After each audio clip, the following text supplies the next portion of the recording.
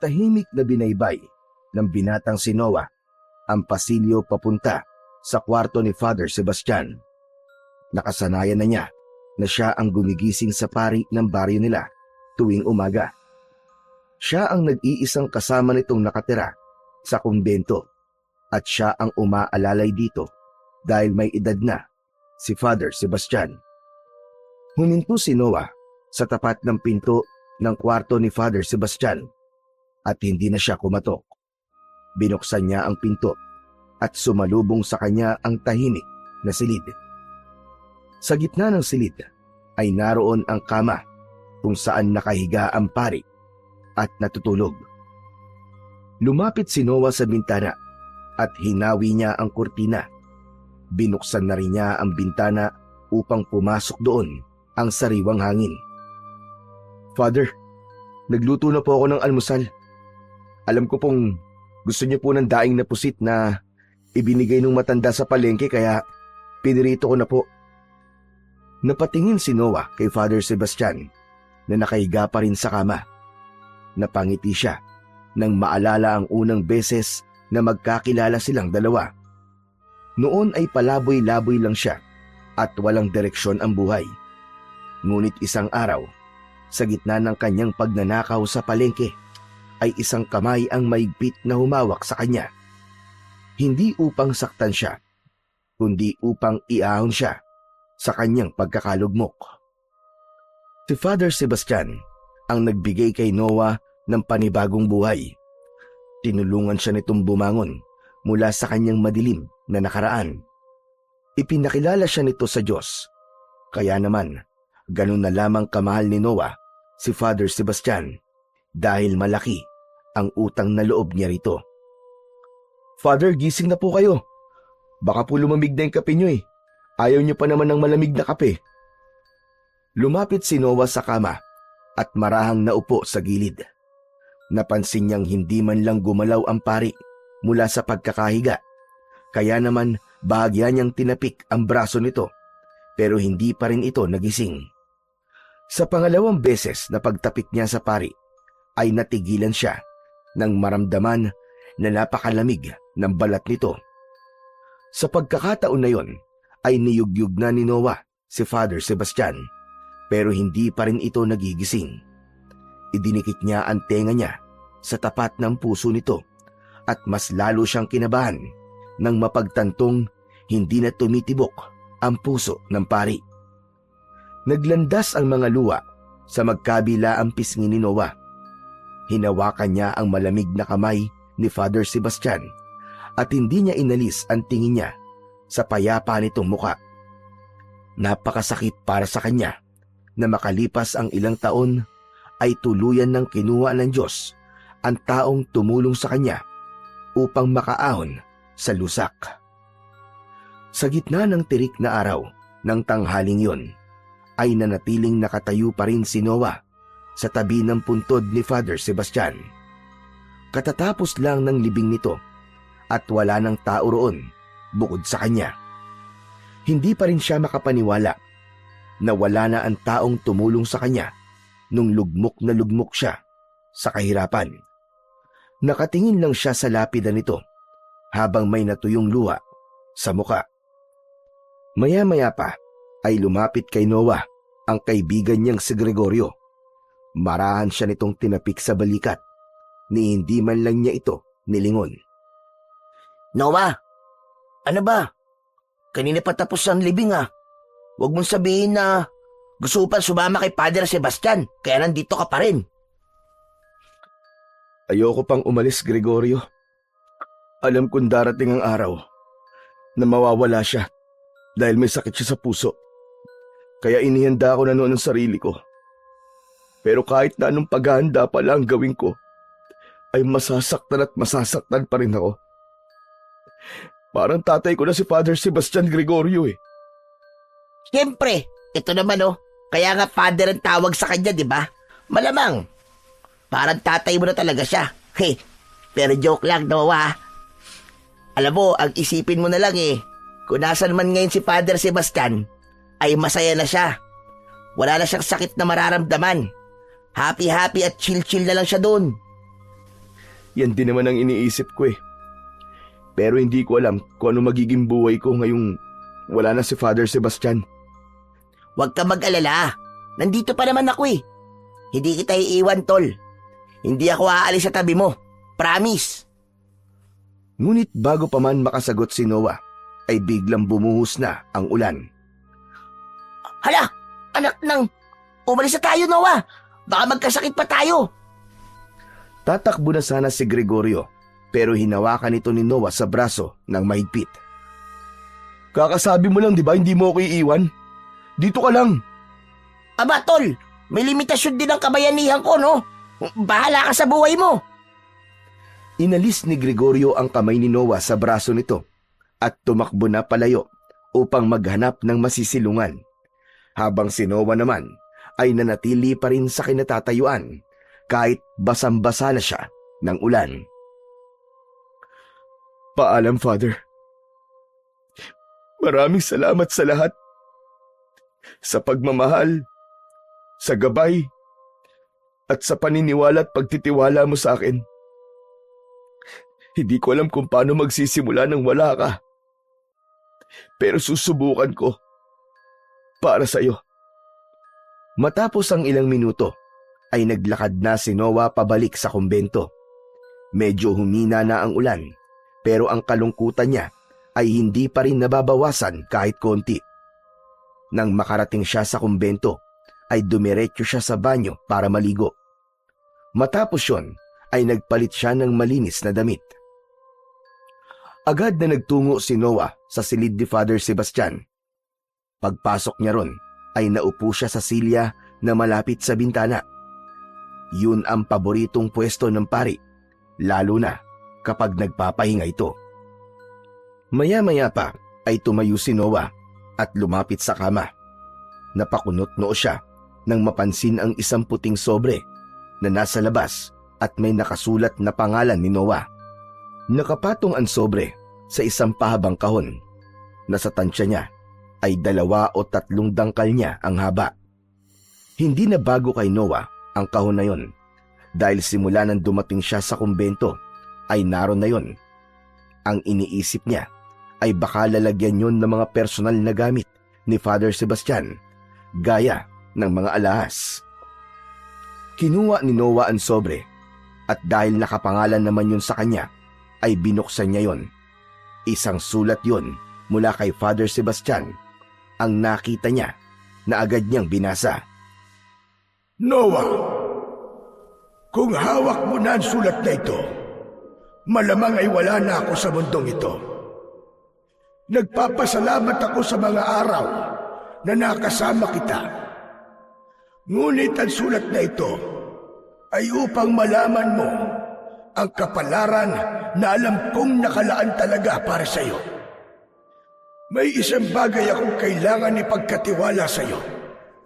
Sa baryo natin ay may nakaambang panganib. At sa lahat ng taong nakilala ko, ikaw lamang ang nakita kong may sapat na puso, tapang at pananampalataya upang harapin ito. Hanapin mo ang isang lalaking ang pangalan ay Andres. Siya ay naniniraan sa gitna ng kagubatan sa kanlurang bahagi ng ating baryo. Dalhin mo sa kanya ang kahon na pinatungan na sulat na ito. Siya na ang bahalang magpaliwanag sa iyo ng lahat. Huwag kang matakot, Noah. Hindi kita iiwan. Sa bawat hakbang mo ay nasa tabi mo lang ako. Napatitig si Noah sa kahon. Kinuha niya yon, pero hindi niya mabuksan dahil nakakandado. Binuhat niya ang kahon at napangiwi siya dahil meron yung kabigatan. Ano kayang laman ito? Saka, ano kayang tungkulin na sinasabi ni Father Sebastian? Maraming tanong ang gumulo sa isipan ni Noah matapos basahin ang sulat na hawak niya. Ganun pa man, alam niya na hindi siya ipapahamak ni Father Sebastian, kaya nagdesisyon siya na gawin ang nais nitong gawin niya. Nang sumunod na araw ay maagang nagising si Noah. Nagluto siya ng almusal at may lungkot siyang naramdaman dahil hindi niya nakasabay sa pagkain si Father Sebastian. Sa kabila ng kanyang pagluluksa, ay buo na ang kanyang desisyon. Gagawin niya ang huling kahilingan ng taong nagbigay sa kanya ng tahanan, direksyon at pananampalataya. Matapos kumain, ay nag-alay ng panalangin si Noah. Pagkatapos magdasal, ay nilagyan niya ng lubid ang kahon at ginawan niya yon ng paraan para maisukbit sa kanyang likod upang hindi siya ganong mahirapan sa pagdadala nun. Lumabas si Noah ng kumbento habang nagsisimula pa lamang magliwanag ang paligid. Habang naglalakad papunta sa gubat, ay nakasalubong niya ang kaibigan niyang si Gregorio. Napakunot ang noo ni Gregorio nang mapansin ang kahon sa likod ni Noah. Aba, Noah, malayo pang mahal na araw pero nagpipinitensya ka na kagad. Anong pilitensya sinasabi mo? May kailangan lang akong gawin sa gubat kaya dala ko tong kahon na iniwan sa akin ni Father Sebastian. Ano ka mo, sa gubat? Aba, anong gagawin mo ron? May misa ba doon na hindi namin alam? Anong minsan sinasabi mo? May tao kong kailangan hanapin doon. Nag-iwan kasi sa akin ng sulat si Father Sebastian. Ang sabi niya, hanapin ko daw si Andres na nakatira sa gubat. Sigurado ka ba sa sinasabi mo, tol? Sa pagkakaalam ko, walang nakatirang tao sa gubat Mga baboy remote ahas lang nandun. Pero yun na nakalagay sa sulat ni Father Sebastian Parang huling habili niya yun, kaya kailangan ko talagang gawin. Saglit na natahimik si Gregorio. Tila nag-iisip ito ng malalim. O sige, wala naman akong gagawin ngayon Kung gusto mo, samahan na lang kita. Baka kung ano pang mangyari sa'yo dun mag-isa ka lang. Mabuti pa nga, para naman meron akong kakwentuhan habang naglalakad. Matapos yun, ay magkasabay silang tumungo sa daan papunta sa gubat. Bawat hakbang ni Noah ay lumalakas ang kaba sa dibdib niya. Wala man siyang ideya sa kung ano ang mangyayari sa kanila sa gubat, ay tila may kung anong puwersa na umihila sa kanya para wag nang tumuloy. Pero dahil sa utos yun ni Father Sebastian, naniniwala siya na kailangan niya yung gawin. Makalipas ang halos 2 oras na paglalakad sa gitna ng kagubatan, ay may pagod ng naramdaman si Noah at alam niyang ganun din ang kaibigan niyang si Gregorio. Hanggang sa narinig na nga niya ang pagrereklamo ng kanyang kaibigan. Ay nako, Noah, kanina pa tayo naglalakad pero wala naman tayo nakikitang bahay Bahay ng kagamba meron, pero bahay ng tao mukhang wala talaga. Anak ng, pagod na ako kakalakad natin Ang sakit na ng mga binti ko. Ikaw kasi, sasama-sama ka pa kasi sa akin tapos magrereklamo ka. Hindi naman sa ganun. Pero, hindi ko inaasahang mapapagod tayo ng ganito Wala bang mapang ibinigay sa'yo si Father? Wala Kung meron, edi sana kanina ko pa ginamit. Basta ang sabi lang sa sulat, dito nakatira sa gubat yung Andres. Sa gitna ng kanilang paglalakad, ay huminto si Gregorio at nagpaalam kay Noah na iihi muna ito. Lumayo muna si Noah sa kanya. Umasa siya na sa ginawa niyang yun ay bigla na lang siyang makakakita ng kubo. Father Sebastian, tulungan niyo naman po akong makita ang bahay ng taong nais mong kausapin ko. Nagulat si Noah nang marinig niya ang malakas na pagtawag ni Gregorio sa kanya. Noah! Noah, halika! Bilisan mo, dali! Mabilis na tinakbo ni Noah ang kinaroroonan ni Gregorio. Nakatayo si Gregorio sa tabi ng isang puno. Bakit? Anong meron? Grabe, ang lakas ng bunganga mo Mamaya mabulabog mo mga engkanto dito Gising na mga engkanto ng ganitong oras, ano ka ba? Pero pare, tignan mo. Ayun may bahay. May itinuro si Gregorio kay Noah at tinignan niya yon. Isang maliit na kubo ang nakita niya.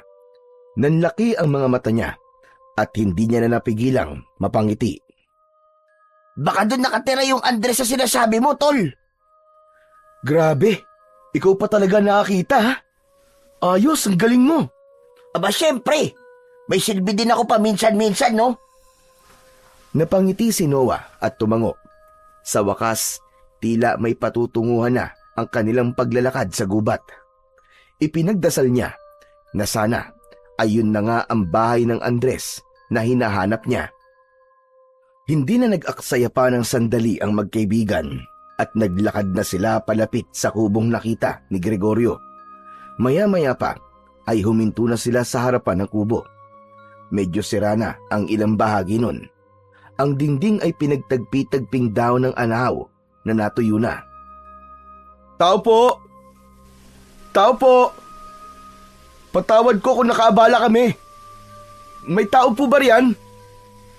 Ilang saglit ng katahimikan ang namayani hanggang sa biglang bumukas ang pinto. Nagulat si Noah nang mula roon ay lumabas ang isang matandang lalaki. Matangkad ito at may matikas na tindig sa kabila ng edad nito. Meron itong mahaba at puting balbas at sa isang kamay nito ay may hawak itong matalim na itak. Sino kayo? Ano ginagawa niyo rito? Halos mapatalon si Gregorio sa gulat at agad itong nagtago sa likod ni Noah. Noah, tol! Si Andres Bonifacio yata yan eh. Tignan mo, atapang at tao. Naku, tol, umuwi na tayo. Baka tagain tayo niyan. Tumigil ka nga, Gregorio. Ang ingay mo. Sandali lang po Tatang, huwag po kayo magalit. Hindi po kami masasamang tao. Gusto ko lang pong itanong kung kayo po ba si Mang Andres. Napakunot ang noo ng matanda at muling itinaas ng bahagya ang itak. Bakit mo alam ang pangalan ko? Sino ka ba talaga? Ako po si Noah at ito naman pong kasama ko ay si Gregorio. Pinapunta po ko rito ni Father Sebastian. May iniwan po siyang sulat para sa akin. Nandito po yung kahon na sabi niya ay dalhin ko po sa inyo. Matapos mabanggit ni Noah ang pangalan ni Father Sebastian, ay napansin niyang biglang nagbago ang ekspresyon ng matanda. Mula sa pagiging matapang at handang lumaban, ay unti-unting lumambot ang mga mata nito. Ibinaba nito ang hawak na itak. Napansin din niya ang bumalot na lungkot sa muka ng matandang lalaki. Maya-maya pa ay umangat ang muka nito at diretsong tumingin kay Noah. Halina kayo. Pumasok kayo. Marami tayong dapat na pag-usapan. Tumalikod na si Mang Andres at nauna itong pumasok sa kubo.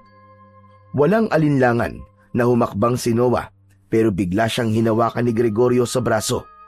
Nang tumingin siya sa kanyang kaibigan, ay umiiling ito at bakas sa muka ang takot. Tol, talaga bang papasok tayo dyan? Kanina lang muntik na tayong tagain ng matandang yun eh. Baka mamaya, tol, sa loob niya tuloy ang pagtaga sa atin. Ayoko maging pork chop. Ang OA mo naman. Hindi naman niya tayo tatagain eh. Nagulat lang siguro siya sa pagdating natin. Nagulat? May itak sa kamay, nagulat? Aba, gano'n na ba nagugulat ngayon? Alam mo, kung natatakot ka, edi dito ka na lang sa labas. Pero ako, papasok ako. Mabilis ang naging hakbang ni Noah at hindi na siya lumingon pa. May tiwala siya sa sulat at huling kahilingan ng paring naging ama-amahan niya. Sa kanyang puso ay nararamdaman niyang ang lahat ng ito ay may dahilan. Hindi na rin nakatiis si Gregorio at sumunod na rin ito sa kanya. Pagpasok nila sa loob ng kubo, ay nakita nila ang mga lumang kasangkapan doon. May isang maliit na altar sa isang sulok ng kubo, habang si Mang Andres naman ay nakaupo sa sahig na kawayan. Sige na, maupo na muna kayo. Malayo ang nilakad nyo. Wala akong maiahain sa inyo. Pero kung tubig ang kailangan nyo, ay meron ako dito. Ayos lang po, Mang Andres. Hindi po kami nagpunta rito para kumain. Ang gusto ko lang po ay malaman po kung ano po ba talaga ang dahilan kung bakit pinapunta po ako rito ni Father Sebastian. Ibinaba ni Noah ang kahon mula sa kanyang likod at marahang inilapag yon sa gitna nila. Napatingin si Mang Andres sa kahon. Isang saglit ng katahimikan ang lumipas bago ito muling nagsalita. Ibig sabihin, ay patay na pala si Father Sebastian. Alam niyo na po. May nakarating po bang balita sa inyo? Hanep, grabe na talaga ang chismis ngayon, no? Kahit sa gitna ng kagubatan, nakakarating na. May pa-broadcast na ba mga hayop dito? Hindi. Walang dumating na balita sa akin. Pero nasabihin mong pinapunta ka rito ni Sebastian, ay alam ko na dahil yon ang usapan namin. Usapan? Ano pong usapan? Bata pa lang kami, ay magkaibigan na kami ni Sebastian. Magkasangga kami sa pakikipaglaban sa mga aswang noon. Pero magkaiba kami ng kakayahan kung saan kami magaling. Si Sebastian ay mahusay sa mano-manong pakikipaglaban. Ako naman ay sa anting-anting at mutya eksperto. Hindi ko alam na si Father Sebastian pala isang manunugis ng aswang. Pero ang kahon po, ano po bang laman yan? Hindi sumagot si Mang Andres. Sa halip, dahan-dahan itong tumayo at naglakad papunta sa sulok ng kubo. May kinuha itong maliit na kahon na yari sa kahoy. Nang bumalik ito, ay binuksan ito ang kahon at tumambad sa kanila ang isang susi. Inabot ni Mang Andres ang susi kay Noah. Agad naman niya yung tinanggap at matamang tinignan. Hindi niya na kailangan pang magtanong kung para saan ang susing yon. Maingat niyang isinuksok ang susi sa kandado ng kahon. Nang makarinig siya ng mahinang tunog mula sa kandado, ay binuksan niya na kagad ang kahon. Napasinghap si Noah nang makita nila ang laman ng kahon. Nasa loob nun ang isang mahabang krusipiho o crucifix na kulay ginto. Halos 2 dangkal ang haba ng crucifix at napakakintab nito. Kung ganyan pala, pinamanahan ka ni Father Sebastian ng gintong krusipiho. Aba, ayos Noah, mayamang ka na kapag nabenta mo yan. Hindi pwedeng ibenta ang krusipiho na yan. Napatingin si Noah kay Mang Andres. Kita sa mukha ng matanda ang seryosong ekspresyon habang tinititigan ang krusipihong nasa loob ng kahon. Mang Andres, ano po ba ang krusipiho na yan? Yan ang ginamit ni Sebastian doon sa pakikipaglaban sa mga aswang. Pero upang mas maging mabisa ang sandatang yan, ay nilagyan ko yan noon ng isang makapangyarihang mutya. Ang mutya ng araw. Ang puting batong nasa gitna ng krusipiho, ang mutya na tinutukoy ko. Nanginginig ang mga kamay ni Noah. Nang kunin niya ang krusipiho mula sa loob ng kahon. Para siyang may hawak na sagradong bagay na hindi niya alam kung karapat-dapat ba niyang hawakan. Kaya po ba gusto ni Father Sebastian na daling ko to sa inyo? Para ibigay ko ang crucifix na ito sa inyo? Hindi, Noah. Hindi ko na kaya makipaglaban pa sa mga aswang dahil matanda na ako. Matagal na akong huminto sa gawain na yan. May usapan kami noon ni Sebastian na kung sakaling mamamatay siya, ay may papupuntahin siyang tao dito sa aking kubo na siyang pagkakatiwalaan niya ng krusipiho. Aba, kung ganon, ibig sabihin, isa sa atin ang tagapagmana, Noah. Ay nako, pasensya na. Pero hindi ko ata kakayanin yan. Marami akong ginagawa. Ayoko na lang dagdag na responsibilidad. Tumigil ka nga! Ang ingay-ingay mo, Gregorio. Sabit ka lang naman sa pagpunta rito eh. Ako lang ang tinutukoy ni Mang Andres, hindi ikaw. Kung ikaw, Noah, ang pinapunta rito ni Sebastian, ibig sabihin ay ikaw ang napili niya. Ikaw ang pinagkakatiwalaan niyang lumaban sa mga aswang sa propesiya na nakita ko noon. Ha? Ano pong propesiya, Mang Andres? Lulusob ang isang malakas na grupo ng mga aswang sa baryo nyo. Hindi ko alam kung kailan eksakto, pero nararamdaman ko malapit na. Kaya noon pa man, naghahanda na si Sebastian. Sinabi niya sa akin na kung sakaling bawian siya ng buhay bago dumating ang panahong yon, ay kailangan may magtatanggol sa mga tao sa baryo nyo laban sa mga aswang. At ikaw na ngayon, Noah. Napako ang paningin ni Noah sa krusipiho na nasa kanyang mga palad. Hindi niya alam kung ano ang mararamdaman niya ng sandaling yon. Naniniwala siya sa mga aswang, ngunit ang hindi niya maintindihan ay kung ano ang nakita ni Father Sebastian sa kanya at sa kanya niya ipinagkatiwala ang sandatang yon. Kailangan mo nang magsanay, Noah. Hindi sapat ang tapang na meron ka sa laban na kakaharapin mo. Kailangan mong matutunang gamitin ang krusipiho sa tamang paraan. Mang Andres, paano ko po ito magagamit ng tama? Wala po akong alam sa pakikipaglaban eh. Lalong-lalo na po sa mga aswang. Bahagyang ngumiti si Mang Andres, saka tumango. Huwag kang mag-alala. May gabay ka. Agmutya ng araw na nasa gitna ng krusipiho. Hindi lang yan pampalakas. Yan ang magiging gabay mo, Noah. Mararamdaman mo yon dahil ikaw na ngayon ang tagapangalaga niyan. Napasulyap si Noah sa mutya ng araw na nasa gitna ng krusipiho. Ngayon niya lang napansin na tila may bahagyang pagkinangyon kahit walang sinag ng araw sa loob ng kubo. At hindi lang yan isang ordinaryong krusipiho. Sa loob niyan ay may nakatagong mga sandata. Kinuha ni Mang Andres ang krusipiho mula kay Noah. Maingat nitong pinisil ang isang bahagi sa likod ng krusipiho. Biglang lumabas sa itaas na bahagi ng krusipiho ang isang mahabang patalim. Sa magkabila ang dulo ng krusipiho ay umusbong rin ang dalawang balaraw na mukhang matatalim at may nakaukit na mga sinaunang simbolo. Wow! Ang astig naman pala ng krusipiho na yan! Ito ang tunay na anyo ng krusipiho, Noah. May 3 sandata ka sa isang gamit lang. Maaari mo itong sabit sa likod mo upang mas madali para sa iyo ang pagdadala nito. Napalunok si Noah. Hindi niya akalaing sa loob ng krusipiho ay may mga nakatagong sandata. Ibinalik ni Mang Andres ang krusipiho sa kanya at nang muli niya yung mahawakan ay may kakaibang enerhiya na dumaloy sa katawan niya na alam niyang nagmula sa krusipiho.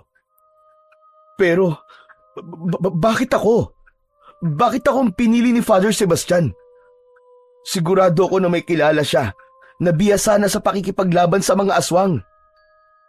Dahil may nakita si Sebastian sa'yo na nakikita ko rin sa'yo ngayon. May apoy sa loob mo na hindi kayang patayin ng kadiliman. Mahina ka pa ngayon, oo. Pero ang puso mo ay dalisay at matibay. At yan ang pinaka-importante sa pakikipaglaban sa kasamaan. Hindi ka pipiliin ni Sebastian kung wala kang kakayahang lumaban. Hindi nakasagot si Noah. Sa halip, marahan siyang tumango. Balikan mo ko bukas na madaling araw. Magsisimula na tayo sa iyong pagsasanay. Kaya magpahinga ka at ihanda mo ang iyong sarili. Tumango si Noah. Tumayo siya mula sa pagkakaupo at muling isinilid ang krusipiho sa kahon. Isinukbit niya yon sa kanyang likod. Tumayo na rin si Gregorio at nagunat ng katawan. Ay, nako! O ano, tol? Pwede na ba tayong umalis? Gutom na ako eh. Ikaw talaga. Seryoso na yung pinag-uusapan dito pero pagkain pa rin na nasa utak mo. Napakasiba mo talaga eh. Sige na. Makakaalis na kayo. Basta tandaan mo lahat ng pinag-usapan natin, Noah. Kung handa kang tanggapin ang responsibilidad na kasama ng krusipiho at ng mutya, ay magbalik ka dito bukas ng madaling araw. Matapos magpaalam, ay lumabas na sa kubo sina Noah at Gregorio. Sa paglalakad nila palayo, ay tahimik lang si Noah. Ngunit sa loob-loob niya, unti-unting lumiliwanag ang isang tiyak na katotohanan na simula sa araw na yon ay isang malaking pagbabago sa buhay niya ang mangyayari. Mataas na ang sikat ng araw habang naglalakad sina Noah at Gregorio sa kagubatan pabalik sa kanilang baryo. Malalim ang iniisip ni Noah dahil hindi niya inasahan ang mga nalaman niya sa pagpunta niya sa bahay ni Mang Andres. Hanggang sa sandaling yon ay hindi pa rin siya makapaniwala na minsang naging manunugis ng aswang si Father Sebastian. Sa tagal nilang magkasama, kahit isang beses ay wala itong nabanggit sa kanya tungkol sa bagay na yon. O paano ba yan? Tagapagtanggol ka na pala ngayon, pare. Noah the Aswang Slayer. Ha! Ang astig ah! Hindi ko naman to pinangarap eh. Pero kung ito ang iniwan ni Father Sebastian para sa akin, tatanggapin ko. Siguro ito talaga ang gusto niya. Talagang mahal na mahal niya ang baryo natin. Kasi kahit wala na siya, ay gusto niya pa rin merong magbabantay dito laban sa mga kampo ng kadiliman. Hindi. Gusto lang niya ng libreng security guard para sa baryo natin. Oy, joke lang ha. Napailing si Noah, pero hindi niya napigilang matawa ng mahina. Loko ka talaga. Pero seryoso, tol. Iba yung naramdaman ko kanina habang hawak ko yung krusipiho. Para bang nasa tabi ko lang si Father Sebastian. Parang ginagabayan pa rin niya ako kahit wala na siya. Nung una, gusto ko lang malaman kung bakit niya ako pinapapunta kay Mang Andres. Hindi ko akalain na isang responsibilidad pala ang ibibigay niya sa akin. Kung ako yan, siguro hindi ko tatanggapin. Pupunta na lang ako sa puntod ni Father Sebastian at sasabihin ko sa kanya na, Father Sebastian, pasensya na. Wala sa job description ko yan eh. Tahimik silang nagpatuloy sa paglalakad. Sa bawat hakbang ni Noah ay mas lalong sumisiksik sa isip niya ang mga maaaring mangyari sa mga susunod na araw. Makalipas ang ilang oras ay nakalabas na sina Noah at Gregorio ng gubat. Nang makarating na si Gregorio sa tapat ng bahay nito, ay huminto muna sila. Oh, dito na muna ako ah. Paniguradong galit na naman si nanay sa akin. Ilang oras din akong wala sa bahay. Sige tol, salamat sa pagsama sa akin. O ikaw, uwi ka na rin ba? Hindi pa, dadaan muna ako ng sementeryo. Gusto ko lang makausap si Father Sebastian. O sige, ingat ka tol ah. Sabihin mo na lang sa akin kung sasagot si Father Sebastian sa'yo. Sira ulo ka talaga. Sige na, pumasok ka na nga sa bahay nyo, tapos uminom ka ng gamot. Anong gamot? Eh wala naman akong sakit ah. Meron, sakit sa utak. Kumaway muna si Gregorio kay Noah bago pumasok sa bahay nito. Habang si Noah naman ay naglakad na patungo sa sementeryo na may ngiti sa muka. Hindi ganun kalayo ang sementeryo sa baryo ni Noah, kaya mabilis siyang nakarating doon. Huminto siya sa tapat ng lapida ni Father Sebastian. Tahimik na naupo si Noah sa gilid ng lapida at tinignan niya yon habang may luwang nagbabadya sa gilid ng kanyang mga mata. Father, hindi ko po alam kung bakit po ako ang pinili niyo. Pero kung ito po ang gusto niyong gawin ko ay tatanggapin ko po.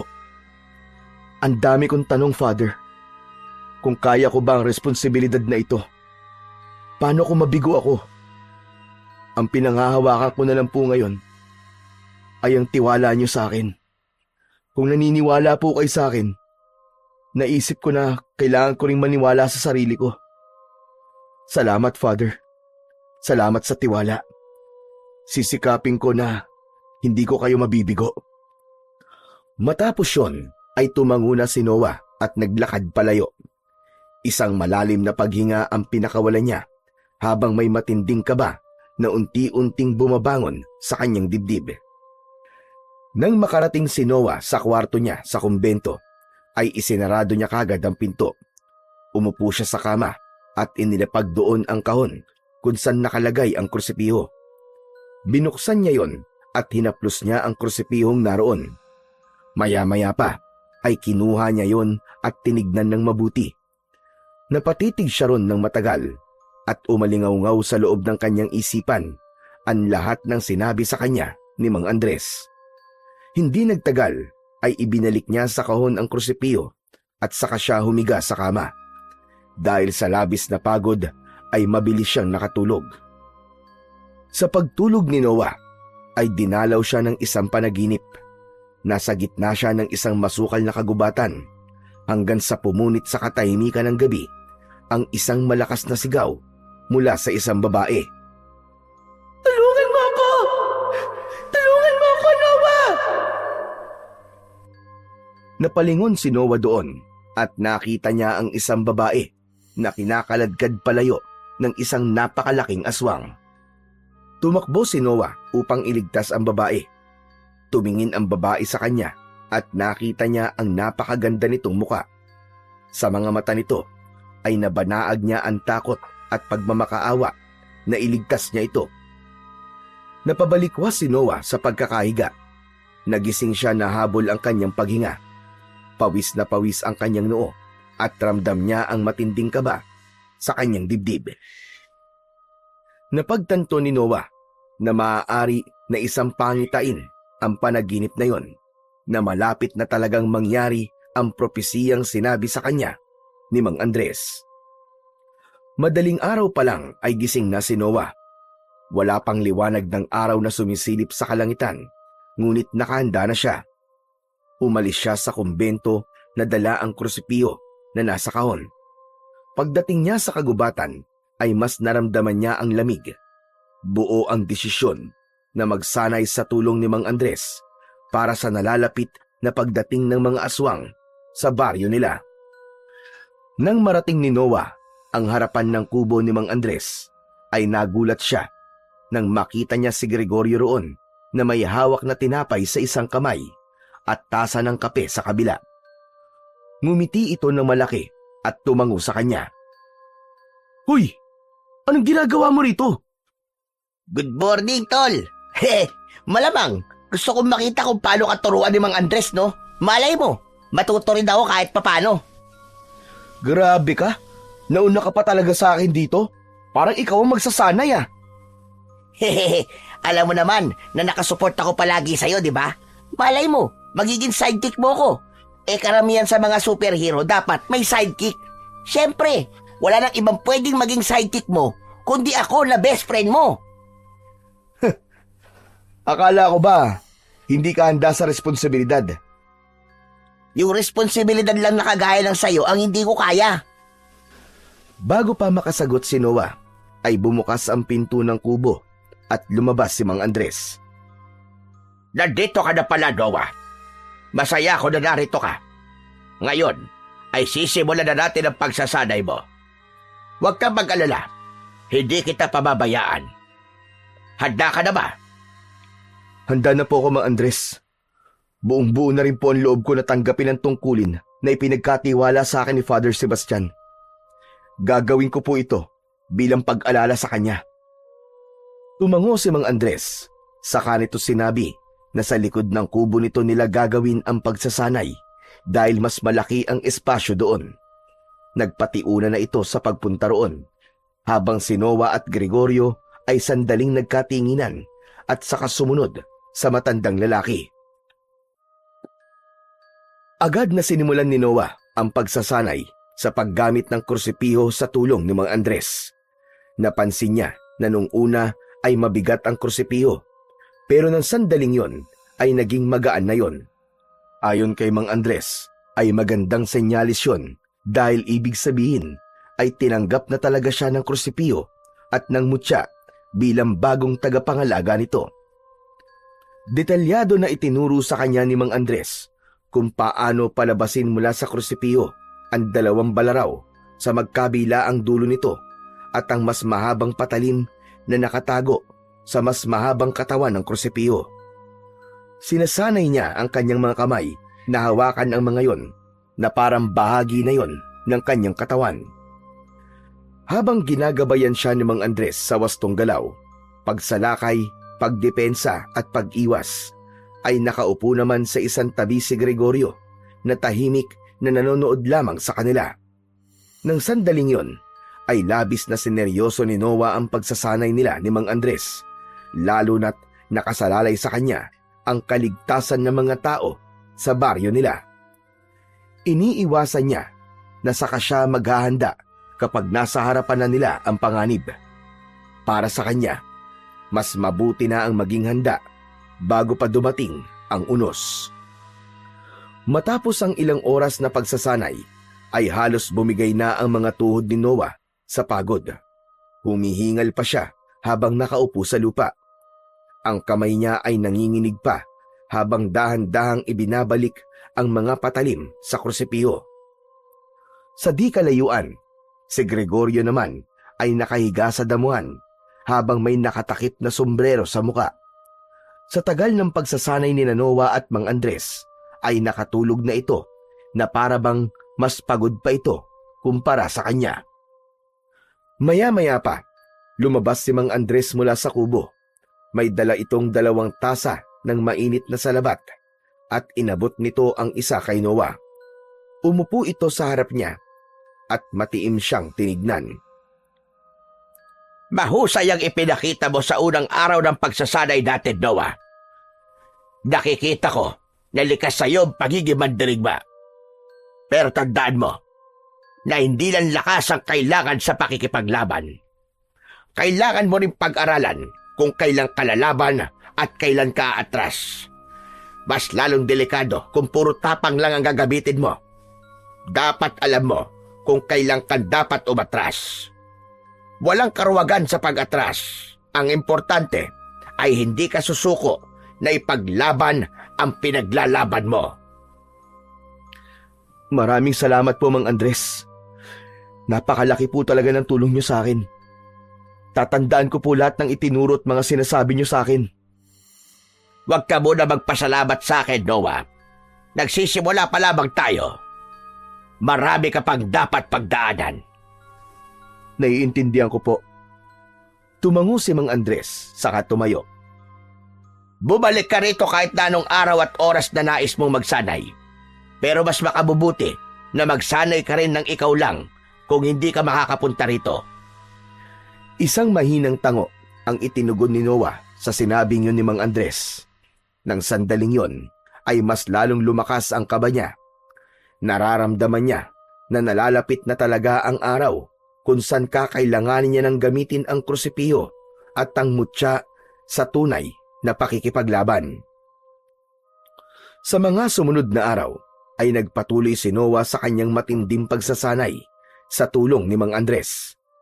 Kapag hindi siya nakakapunta sa kubo ni Mang Andres, ay hindi niya sinasayang ang kanyang oras.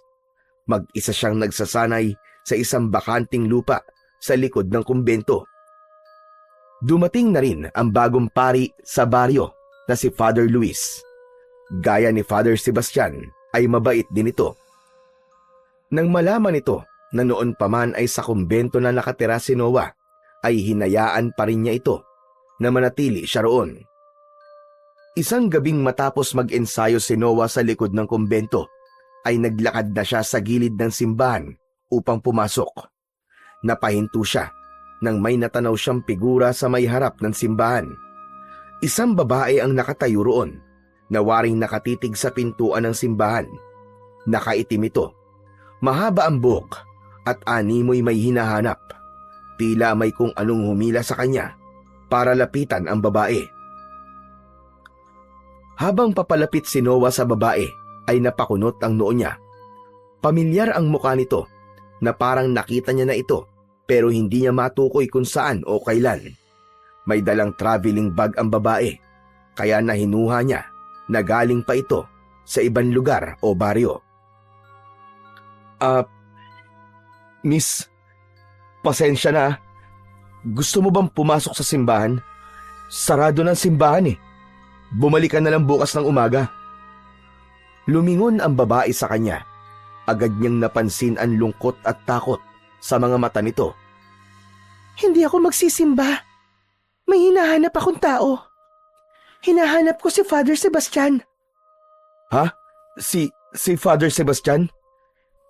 Pasensya na, miss. Hindi mo ba alam na patay na siya? Halos 1 buwan na rin ang nakakaraan. Mas lalong nalungkot ang babae sa narinig. Hindi ito nakapagsalita, na para bang tinatansya nito kung nagsasabi ba ng totoo o hindi ang kaharap. Miss, sandali lang. Ano ba talaga ang kailangan mo kay Father Sebastian? Si Father Sebastian lang ang gusto kong makausap. Siya ang dahilan kung bakit ako nandito. Pero kung patay na siya, aalis na lang ako. Patalikod na sana ang babae nang bigla itong natigilan. Napansin ni Noah na nakatingin ito sa krusipiho na hawak niya. Baka sa mukha ng babae ang pagtataka at gulat. Oh, akala ko ba aalis ka na, miss? Ang kursipiho na yan. Kay Father Sebastian yan, hindi ba? Paano mo nalaman? Sagutin mo ang tanong ko. Bakit nasa iyo ang kursipiho na yan? Ipinagkatiwala sa akin to ni Father Sebastian. Sino ka ba talaga? Ako nga pala si Clara. Kung ganun, ay ikaw na pala ang bagong tagapangalaga ng kursipiho at ang mutya ng araw. Napamaang si Noah. Napatingin siya sa kursipihong nasa kamay niya. Saka muling tumingin kay Clara. Noah. Noah ang pangalan ko. Pero, paano mo nalaman to? Bakit alam mo ang tungkol sa kursipiho at sa mutya ng araw? Hindi sumagot si Clara. Tinitigan lang nito si Noah ng diretso na parang may gusto itong sabihin. Ano? Tititigan mo na lang ba ako o sasagot ka? Kailangan ko si Father Sebastian dahil siya lang ang may kakayahan na magprotekta sa akin mula kina Lauro at sa mga alagad niyang aswang. Anong ibig mong sabihin? Hindi kita maintindihan, miss. Bago mamatay ang lolo ko, sinabi niya sa akin na hanapin ko raw si Father Sebastian. Siya raw ang may hawak ng kursipiho at ang mutya ng araw. Siya lang daw ang makakatulong sa akin para hindi ako makuha ni na Lauro. Pero bakit kailangan kanyang protektahan? Bakit ikaw? At sino si Lauro? Hindi pa man nasasagot ni Clara ang tanong na yon ni Noah, ay bigla siyang may narinig na mahinang kaluskos mula kung saan. Pareho silang natigilan at sabay na napalingon sa pinanggalingan ng tunog. Napahawak si Noah sa hawakang parte ng kursipiho habang nakikiramdam. Nilakasan niya ang kanyang pakiramdam at naging alerto siya. Iba ang pakiramdam niya sa paligid. Parang may kung anong panganib ang nakaamba sa kanila ng mga oras na yon. Hanggang sa lumitaw sa kadiliman ang dalawang aswang. Naglalaway ang mga yon at nanlilisik ang mga mata.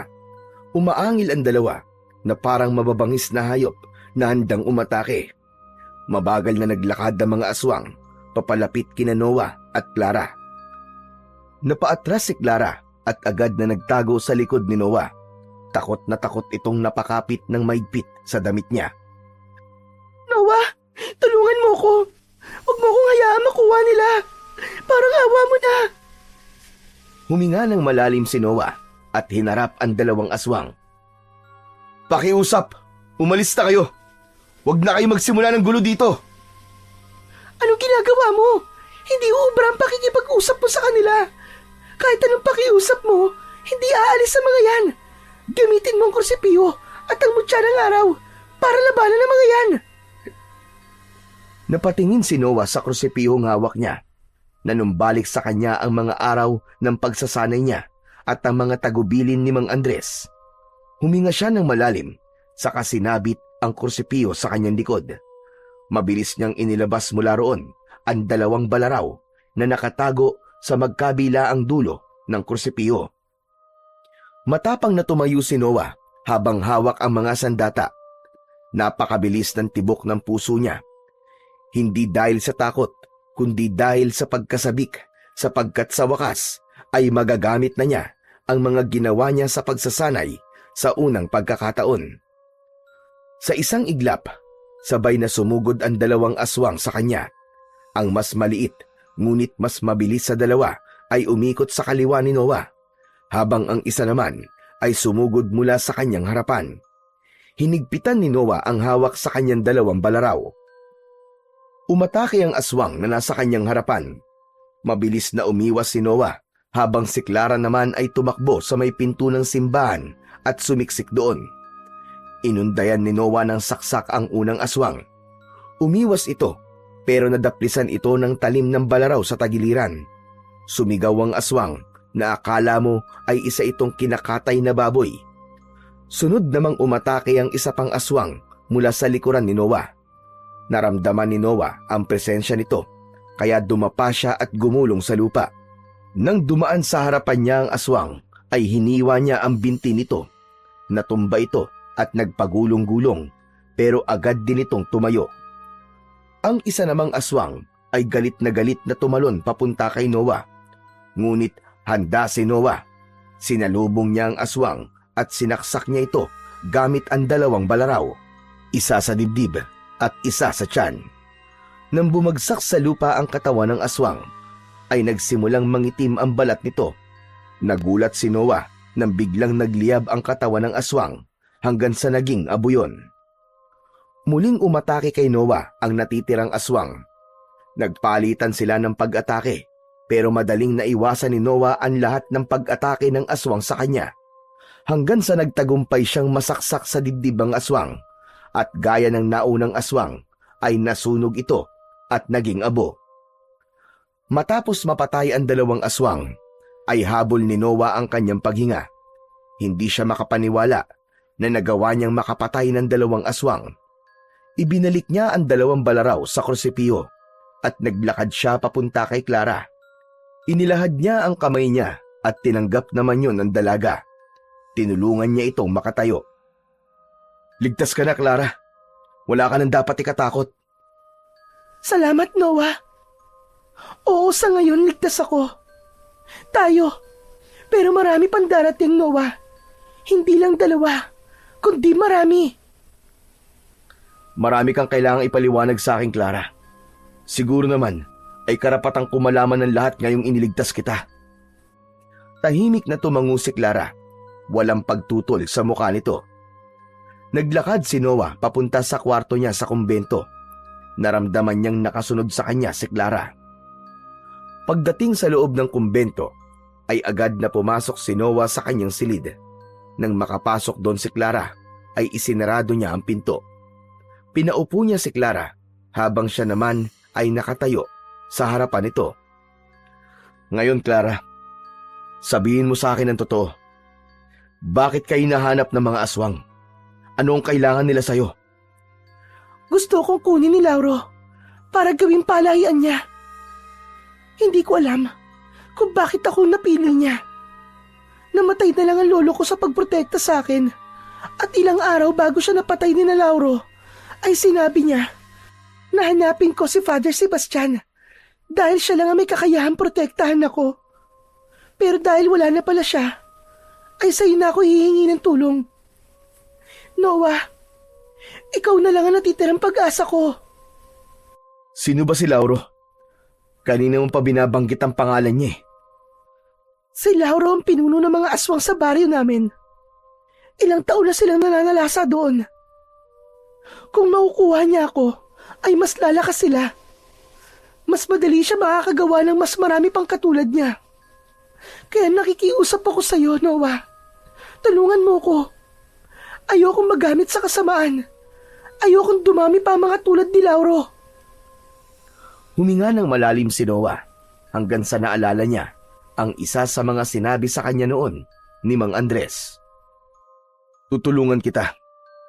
Poprotektahan kita hanggat kaya ko. Pero mukhang ito na ang simula ng katuparan ng propesiya na sinabi ni Mang Andres." Anong propesiya? "May kaibigan si Father Sebastian. Mang Andres ang pangalan niya. Ang sabi niya, darating ang panahon na lulusob ang mga aswang dito sa baryo namin. Sa tingin ko, ang pagdating mo rito ang hudyat na mangyayari na nga ang propesiyang yun." Yumuko si Clara sabay iling. Wala akong intensyong magdala ng gulo dito sa inyo. Gusto ko lang sanang matapos na ito. Ayoko lang na magtagumpay si Lauro sa plano niyang gawin akong palahian. Naiintindihan kita, Clara. Hindi ka dapat makonsensya dahil ang lahat ng ito ay nakatakdang mangyari. Pero kailangan nating gumawa ng paraan para hindi ka nila makuha. At higit sa lahat, kailangan kong mapatay si Lauro para hindi mo na kailangan magtago sa kanya. Maraming salamat talaga, Noah. Salamat. Napakabuti mo. Sa kabila ng takot sa mga mata ni Clara, ay nagawa nitong ngumiti kay Noah. Alam ni Noah na delikadong kupkupin niya si Clara, pero hindi niya rin kayang pabayaan ito, lalo na't alam niya na kung gagawin niya yun, ay mas lalakas ang puwersa ni na Lauro at ng mga alagad nitong aswang. Makalipas ang ilang sandali, ay tahimik na ang silid ni Noah. Tulog na si Clara sa kama niya habang siya ay naglatag ng banig sa sahig at doon humiga. Gusto na rin niyang matulog pero mailap ang antok sa kanya. Kahit na anong pwesto ang gawin niya ay hindi siya mapakali. Ilang beses siyang pumikit pero nanatiling gising ang diwa niya. Paulit-ulit na bumabalik sa isipan niya ang sinabi ni Clara. Hanggang sa umupo si Noah at tinitigan niya si Clara na mahimbing na natutulog. Payapa ang mukha nito pero alam niya na sa likod nun ay takot na takot ito. Kailangan ko makausap si Mang Andres. Baka alam niya kung anong tama at maganda naming gawin. Bumalik sa pagkakahiga si Noah. Mariin niyang ipinikit ang kanyang mga mata at kinumbinsi niya ang sarili na matulog na. Naniniwala siya na simula sa gabing yon ay magsisimula na ang napakalaking pagbabago sa buhay niya. Hindi lang si Clara ang kailangan niyang protektahan mula sa mga aswang, kundi maging ang kanilang buong baryo. Pagsapit ng madaling araw, ay bumangon na si Noah. Tinignan niya muna ang natutulog pa rin na si Clara bago siya lumapit dito. Maraan niyang niyugyog ang balikat nito. Nang magising ang dalaga, ay may pagtataka siya nitong tinignan. Pasensya na Clara kung ginising kagad kita, pero kailangan nating umalis dahil meron tayong pupuntahan. Saan tayo pupunta? Kay Mang Andres, kailangan nating malaman kung anong dapat nating gawin. Sa ngayon kasi, ay wala pa akong maisip na tamang gagawin natin. Tumango si Clara at tahimik na tumayo. Itiniklop nito ang kumot at inayos ang pagkakasalansan ng mga unan. Lumabas ng kwarto niya si Noah at nagtungo siya sa kusina. Nagtimpla siya ng kape at kumuha ng tinapay. Iniligay niya yon sa tray at sa kanya binalikan si Clara. Inilapag niya ang tray sa maliit na lamesa na nasa tabi ng kama. O Clara, kumain ka muna. Mahaba-haba ang lalakarin natin eh. Maraming salamat, Noah. Tahimik na kinuha ni Clara ang tasa ng kape at uminom. Si Noah naman ay umupo habang nakatanaw sa bintana. Matapos ang ilang minuto ay natapos na sa pagkain si Clara. Tumayo na ang dalaga at kinuha ang bag nito. Anito ay handa na itong umalis. Walang imikan silang lumabas ng kumbento. Sinalubong sila ng malamig na simoy ng hangin sa labas. Umasa si Noah na may magandang ideya na maiisip si Mang Andres sa sitwasyon nila ng sandaling yon. Makalipas ang ilang minutong paglalakad, ay nakarating na sina Noah at Clara sa kagubatan. Tahimik pa rin silang naglalakad. Bahagya ng sumisikat ang araw ng oras na yon, kaya kahit papano ay maliwanag na ang kanilang dinadaanan. Bahagyang nauuna sa paglalakad si Noah habang nakasunod naman sa kanya si Clara. Maya-maya pa ay nagsalita si Clara dahil tila nainip na ito. Ang tahimik ng baryo niyo, Noah. Napakalayo sa baryo kung saan ako nanggaling. Tama ka, Clara. Pero sigurado ko na mawawala rin ang katahimikang ito dahil nandito na mga aswang. Pasensya na. Alam ko nga kung dahilan kung bakit nandito sa baryo niyo mga aswang. Ano ka ba, Clara? Napag-usapan na natin yan, di ba? Saka alam ko na kung buhay pa si Father Sebastian, ay tutulungan ka rin niya. Malaki kasi ang utang na loob ko sa kanya. Kaya kahit wala na siya, ginagawa ko pa rin ang mga nais niyang gawin ko. Pero ngayon ko lang napagtanto. Parehas pala tayong nawalan. Hindi ba nabanggit mong pinatay ng mga aswang ang lolo mo? Tama ka, Noah. Siya lang ang meron ako. Simulat sa pool, siya nagpalaki sa akin. Kaya't napakasakit para sa akin ang kamatayan niya.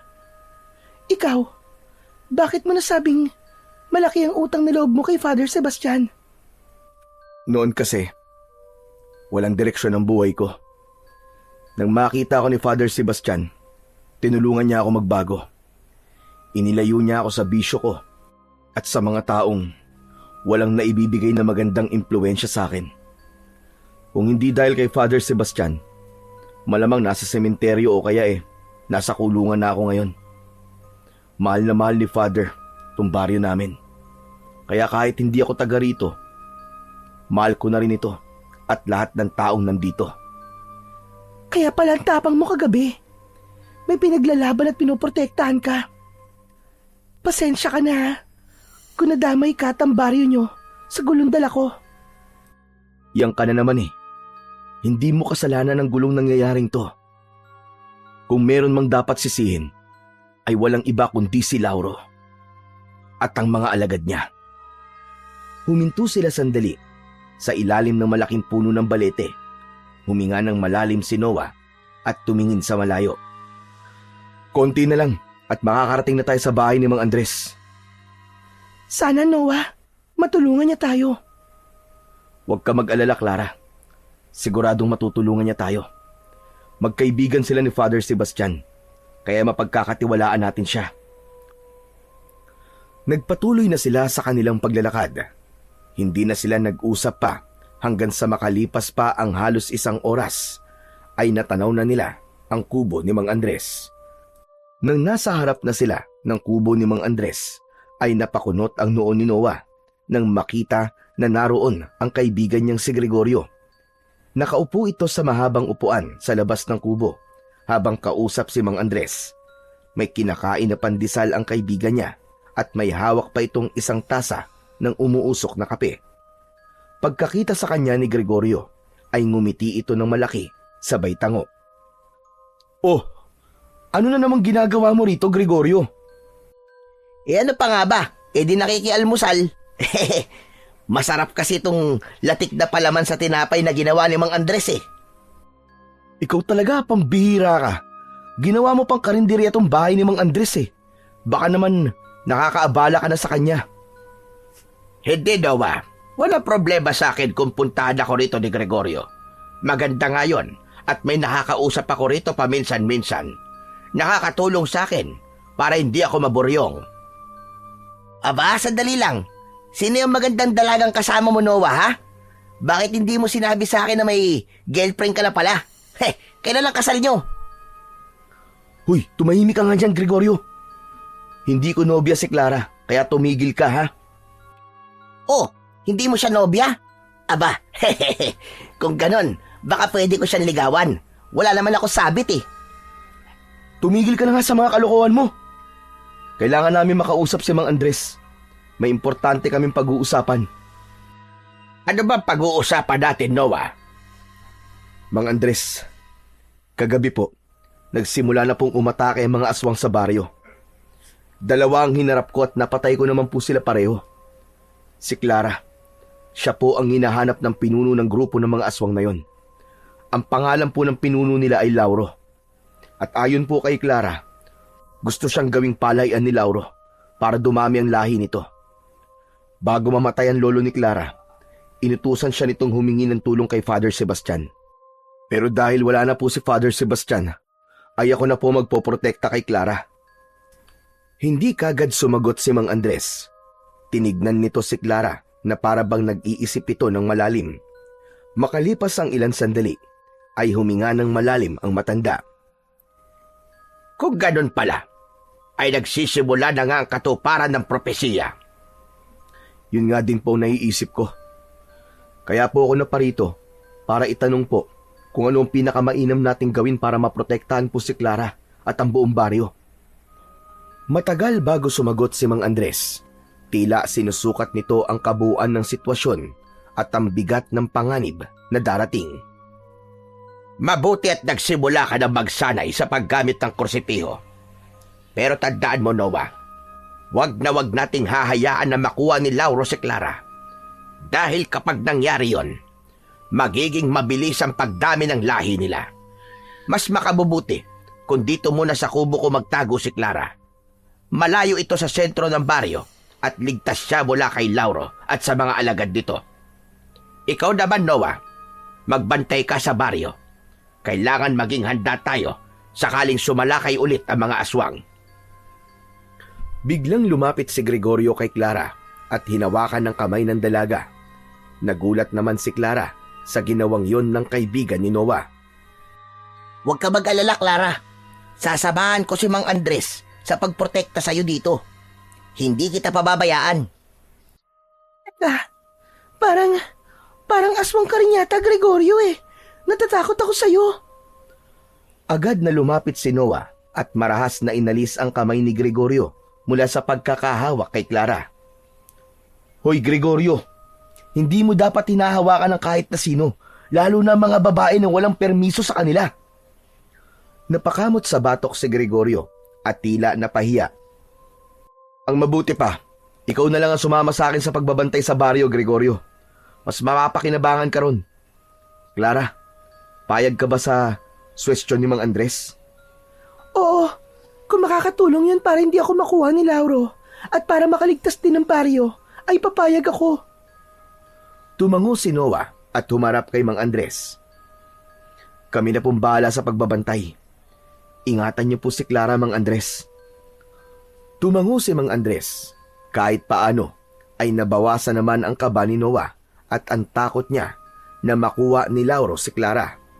Hindi niya alam, pero simula nang malaman niya ang sitwasyon ni Clara ay nagkaroon na siya ng kagustuhan na protektahan ito. Simula noon ay gabi-gabi nang nagbabantay si Noah sa baryo nila kasama ang kaibigang si Gregorio. Naghahati sila sa paglibot sa mga kalye at sa paligid ng mga bahay. Palaging dala ni Noah ang krusipiyo para handa siya kung sakaling magkaroon ng biglaang labanan. Habang ang mga tao ay mahimbing na natutulog, sila ni Gregorio ay sinisiguro na ligtas ang lugar. Paminsan-minsan ay dinadalaw ni Noah si Clara sa kubo ni Mang Andres upang masiguro na ayos lang ito. Sa bawat gabing lumilipas, dama ni Noah ang bigat ng responsibilidad sa kanyang balikat, hindi lamang para kay Clara, kundi para sa buong baryo. Isang gabi, tahimik na nagroronda sina Noah at Gregorio sa kanilang baryo. Nakasabit sa likod ni Noah ang krusipiyo, habang si Gregorio naman ay may dalang itak. Hindi alam ni Noah, pero maalinsangan ang hangin ng gabing yon na para bang may panganib na paparating. Hanggang sa may narinig silang mga sigawan ng mga tao.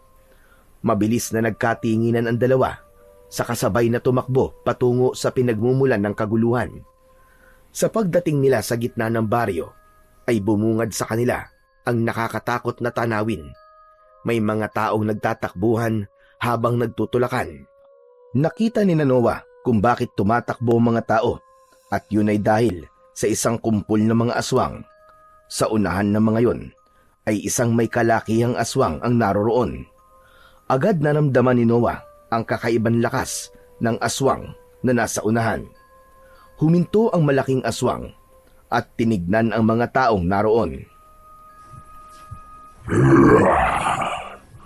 Ako si Lauro, ang pinuno ng mga aswang na nasa inyong harapan. May hinahanap akong dalaga na nagngangalang Clara. Ilabas niyo siya at ibigay sa akin. Kung ibibigay niyo siya sa akin, ay walang kailangang masaktan sa inyo. Sisiguraduhin kong hindi dadanak ang dugo sa baryong ito. Humakbang si Noah paunahan at walang takot niyang tinignan si Lauro ng diretso sa mga mata nito.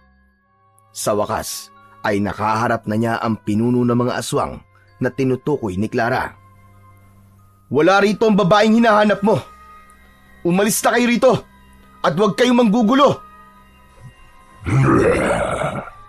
Alam kong nandito si Clara. Isa sa mga tauhan ko nakakita sa kanya na nagtungo rito. Ito ang tandaan niyo lahat. Bibigyan ko kayo ng palugit hanggang bukas ng gabi. Kung hindi niyo may ihaharap si Clara sa akin, ay sasalakay kami rito at sasabihin ko na agad sa inyo na marami ang mamamatay. Pero kung may nais sa inyo na masiguro ang kanyang kaligtasan, maaari niyong dalhin si Clara sa aming kuta sa gubat. Matatagpuan niyo yon malapit sa may ilog. Nasa inyo ang desisyon kung nais niyo pang mabuhay o hindi na. Matapos yung sabihin ni Lauro, ay inutusan nito ang mga alagad nito na umalis na. Magkakasabay na umalis ang mga yon.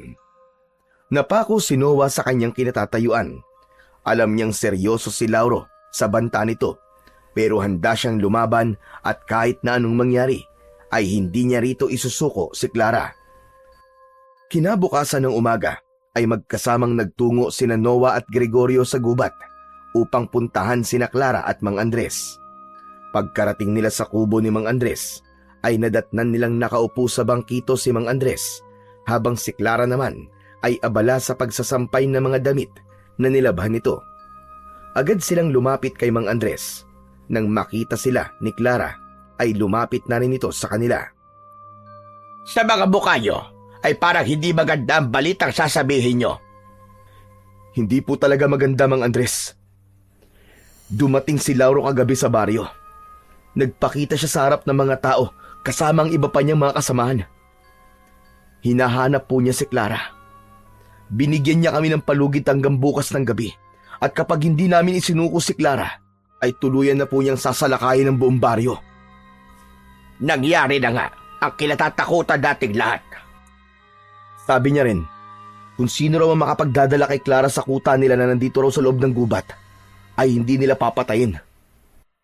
Diyos ko, nandito lang pala sila sa malapit. Kung ganun, ano gagawin natin? Huwag ka mag-alala, Clara. Poprotektahan kita at hindi kita pababayaan. Hanggang nabubuhay ako, wala kang dapat na ikatakot. Akong bahala sa'yo. Tignan mo to. Sinolo mo na naman ang pagprotekta kay Clara. Ako, ikaw at si Mang Andres. Tayong tatlo ang poprotekta sa kanya. Nagpapabibo ka na naman eh. Nagtaka sila nang biglang naluwa si Clara. Maya-maya ay tuluyan na itong napaiyak at humikbi. Lumapit agad si Noah sa dalaga. Bakit ka umiiyak? Natatakot ka ba? Pasensya na talaga sa inyong lahat. Nagpapasalamat ako sa pagprotekta niyo sa akin. Kahit hindi niyo ako lubusang kilala. Pero hindi maalis sa isip ko na ako ang dahilan kung bakit kayo nasa ganitong sitwasyon. Ako ang hinahabol ng mga aswang. Ako ang gusto nila. Dahil sa akin, ay nanganganib kayo pati na ang buong baryo nyo. Hindi mo ito kasalanan, Clara. Matagal nang nakatakda ang pangyayaring ito. Kahit hindi ka dumating sa baryo, ay mangyayari at mangyayari ito sa ibang paraan. Ang pagdating mo ay hindi ang sanhi, kundi ang tanda ng pagsalakay ng mga aswang. Hindi ko alam. Pero hindi ko maalis sa akin ang makonsensya. Mas mabuti pa yata isuko ko na lang ang sarili ko kay Lauro. Kung yun ang ikaliligtas ng baryo nyo, ay handa na akong isakripisyo ang sarili ko. Alam mo mangyayari kapag isinuko mo sarili mo sa kanya, Clara. Isa pa, hindi tayo sigurado kung tutupad nga si Lauro sa sinabi niya na hindi siya sasalakay sa baryo kapag nakuha ka niya. Tandaan mo, marami sa mga aswang ang tuso. Sa kabila ng mataas na emosyon ni Clara, ay nanatiling tahimik si Noah. Kanina pa siya nag-iisip ng dapat nilang gawin upang matalo si Lauro at ang mga alagad nito. Hanggang sa isang ideya ang biglang pumasok sa utak niya dahil sa sinabi ni Clara na isusuko na lang nito ang sarili niya kay Lauro. Tama si Clara. Ano? Anong ibig mo sabihin na tama siya? Mas mabuti nga siguro na isuko na lang natin siya. Ano?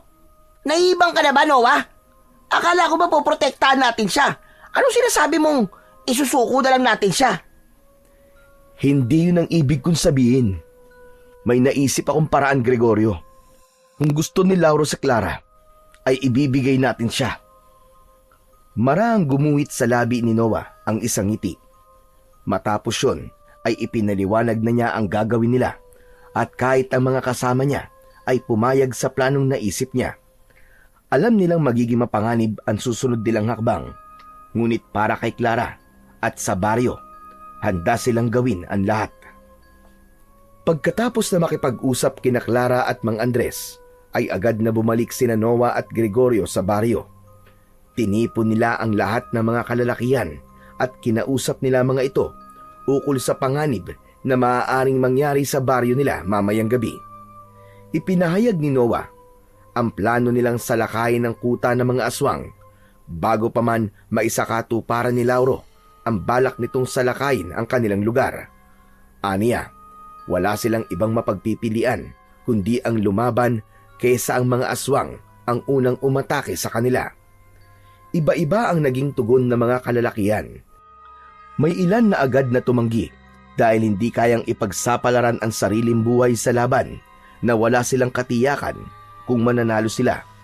Ngunit may ilan ring hindi nagdalawang isip at nagsabi na handa ang mga ito na lumaban. Hindi man ganun karami ang nagkaroon ng lakas ng loob na lumaban. Para kay Noah ay sapat na yon upang magkaroon sila ng kahit na konting pag-asa na manalo sa laban nila mamayang gabi. Ipinaliwanag na rin ni Noah sa mga kalalakihang pumayag na umatake sa kuta ng mga aswang ang gagawin ng mga ito. Tiniguro niya na naintindihan ng lahat ang plano nila bago niya pinauwi ang mga yon.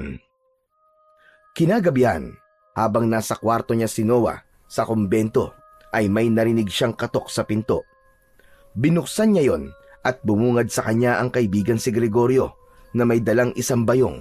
Agad niyang pinapasok ang kaibigan na bakas ang takot at kaba sa muka. "Dala mo na ba yung pinapadala ko sa'yo?" Tumango si Gregorio at inilapag ang bayong sa lamesa. Mula roon ay inilabas nito ang isang bulaklaking duster na may palamuti sa laylayan at isang kupas na balabal. Kay nanay to, tol. Paborito niyang duster to, kaya sigurado ako magagalit siya kapag nalaman niyang kinuha natin to. Huwag mo nang isipin ang galit ng nanay mo. Isipin mo na lang ang mga taong maliligtas mo dahil sa duster na yan. Sige na, magpalit ka na ng damit. Hindi na nagreklamo si Gregorio at pumasok na ito sa maliit na banyo sa kwarto ni Noah. Makalipas ang ilang minuto ay lumabas ito na suot ang duster. Nakasuot din sa ulo nito ang balabal na parang belo. Halata sa mukha nito ang kaba at pagkailang habang si Noah naman ay hindi mapigilang mapahagalpak ng tawa dahil sa itsura ni Gregorio. "Hanep ah! Nanay na nanay ang datingan mo dyan, Gregorio ah! Kamukha ka pala ni Aling Panyang na tindera ng kulo sa palengke." Sige, tumawa ka lang ng tumawa. Kapag ikaw hindi tumigil sa pagtawa sa akin, aayaw ako dito. Ikaw na lang ang pagsusutin ko nito. Ito naman di na mabiro. Masyadong matampuin. Alam mo, ikaw lang ang pwedeng magpanggap na si Clara kasi maliit ka eh. Baka kapag ako nagsuot niyan, makahalata kagad si Lauro. Napailing na lang si Gregorio habang si Noah naman ay pinipigilan ang tumawa upang hindi na mapikon ang kanyang kaibigan. Bago umalis ng kumbento at magtungo sa kuta ng mga aswang, ay pumunta muna si Noah sa dating silid ni Father Sebastian. Nakasabit na sa likod niya ang krusipiho. Pagpasok niya sa silid ng pari, ay tumayo siya sa malaking larawan nito na nakasabit sa dingding. Saglit niya yung tinignan bago siya nagsalita na para bang nasa harapan lamang niya ang namayapang si Father Sebastian.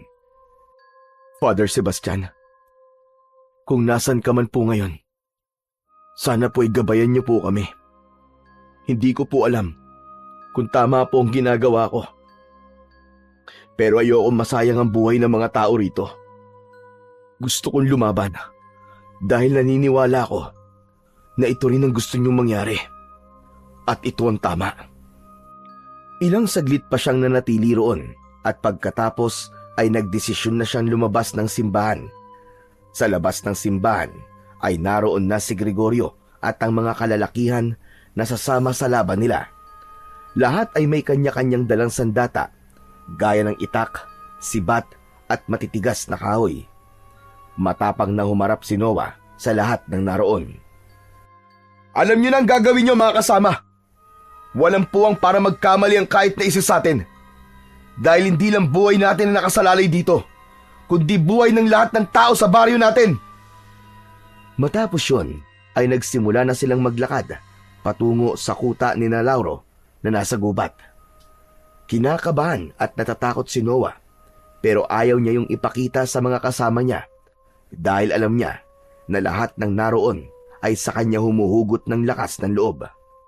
Bawat takbang niya ay sinasamahan niya ng pagdadasal na sana ay magtagumpay sila sa gabing iyon. Mabigat ang bawat takbang ni Noah habang binabagtas nila ni Gregorio at ng mga kalalakihan ang masukal na daan patungo sa kuta ng mga aswang. Sa kabila ng katahimikan ng gabing yon, alam niya na sa kanilang destinasyon ay naroon ang mangyayaring malaking kaguluhan. Noah, pakiramdam ko, pinagtatawanan ako ng mga kasama natin. Bakit ba kasi kailangan ko pa magpanggap na si Clara eh? Pwede namang sugurin na lang natin kagad yung mga aswang sa kuta nila. Doon din naman ang punta ng plano natin ito, hindi ba? Hindi maganda na umatake tayo kagad. Mas mabuti kung iisipin nilang wala tayo o ako ron para makipaglaban. Kapag bababa ang depensa nila, mas malaki ang tsansa nating manalo. Tumango si Gregorio, bagamat halatang hindi pa rin ito gusto ang kasalukuyang papel na ginagampanan sa planong yun ni Noah. Nang malapit na sila sa ilog, ay nagbigay na ng hudyat si Noah. Isa-isa nang naghiwa-hiwalay ang mga kalalakihan at nagsimulang magtago sa likod ng mga puno at makakapal na halaman. Hanggang sa si Gregorio na lamang ang naiwan sa tabi ni Noah. Wala silang kibuan hanggang sa maging si Gregorio ay nagtago na rin sa likod ng isang puno nang matanaw na nila ang ilog kung saan nagkukuta ang mga aswang. Mas lalo pang nilakasan ni Noah ang loob nang mag-isa na lang siyang naglalakad. Natanaw na niya ang mga aswang na naroroon na nagtitipon pa na tila naghahanda na sa pagsalakay sa kanilang baryo. Nagpatuloy siya sa paglalakad hanggang sa naramdaman ng mga aswang ang kanyang presensya. Parang mga gutom na hayop na mabilis na sumugod ang mga yon kay Noah. Huminto siya dahil kagad siyang napalibutan ng mga aswang. Agad naman niyang itinaas ang dalawang kamay bilang senyales na wala siya roon para makipaglaban. Mula sa kung saan ay narinig ni Noah ang malalim at nakakakilabot na boses ni Lauro. Tumabi kayo! Huwag niyo muna siyang gagalawin! Mabilis na tumabi ang mga aswang na nasa harapan ni Noah upang bigyan ng daan ang pinuno ng mga ito. Naglakad si Lauro papalapit kay Noah at huminto ito na halos isang dipa na lamang ang layo mula sa kanya. Matangkad si Lauro, malaki ang katawan nito at kulay itim ang balat. Palaging nanlilisik ang mga mapupulang mga mata nito. Meron din itong matutulis na mga ngipin at ang mga kuko nito ay parang mga maliliit na patalim na kumikislap sa sinag ng bilog na buwan. Anong pangalan mo? At bakit nandito ka sa aming kuta? Ako si Noah. Dala ko ang babaeng hinahanap mo, si Clara. Nasaan siya? Iharap mo siya sa akin. Teka muna. Nais ko lang makasiguro, Lauro, na kapag binigay ko na siya sa'yo, nangangako ka bang hindi mo nasasaktan ng mga tao sa baryo namin? Yan ang kasunduan. Kapag nakuha ko na siya, ay walang masamang mangyayari sa baryo niyo. Huwag kang mag-alala. Bilang pinuno ng mga aswang, ay may isa kong salita. Lumingon si Noah sa kanan at saka sumigaw. Clara! Halika na! Lumabas ka na sa pinagtataguan mo! Mula sa likod ng isang puno ay lumabas si Gregorio na suot ang bulaklaking duster. Ang balabal ay nakatakip sa ulo at mukha nito. Nakayuko itong naglalakad at bahagya pang humahampas ang balakang nito para mapanindigan nito ang kilos ng isang babae. Pumwesto si Gregorio sa tabi ni Noah. Huminga ng malalim si Noah at pilit niyang inalis ang kaba sa kanyang dibdib. Pinigilan niya ang sarili na mapatingin kay Gregorio dahil baka matawa na naman siya sa itsura nito. Alam niya na isang maling galaw lang niya ay maaaring maging mitya upang makaramdam kagad si Lauro na hindi si Clara ang nasa harap niya. Narito na si Clara. Kunin niyo na siya at umalis na kayo. Gaya na napagkasunduan natin. Tahimik lang si Lauro habang tinititigan si Gregorio na alam niyang si Clara. Habang nakatitig si Lauro kay Gregorio ay walang tigil sa pagdarasal si Noah na sana ay hindi magduda si Lauro na hindi si Clara ang taong nasa harapan nito. Ipinatong niya ang kamay niya sa balikat ng nakayukong si Gregorio. Sige na, sumama ka na sa kanya, Clara. Isipin mo na lang na ginagawa mo to para sa kaligtasan ng mga tao sa baryo. Hinding-hindi ka namin makakalimutan. Salamat, Tol. Nanlaki ang mga mata ni Noah nang biglang nagsalita si Gregorio. Marahil ay masyado itong nadala sa eksena, kaya ito biglang nagpasalamat sa kanya. Maging si Lauro ay nagulat din at mas lalong nanlaki ang mga mata. Hinablot at hinila ni Lauro ang balabal na nakatakip sa muka ni Gregorio. Hindi ikaw si Clara. Niloloko niyo ako. Hindi! Ako talaga si Clara! Maniwala ka!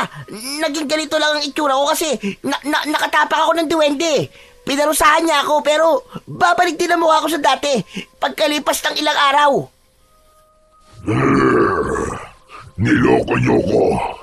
Pagbabayaran niyo ang ginawa niyong ito at sisiguraduhin kong hindi na kayo makakalabas pa ng buhay sa gubat na ito.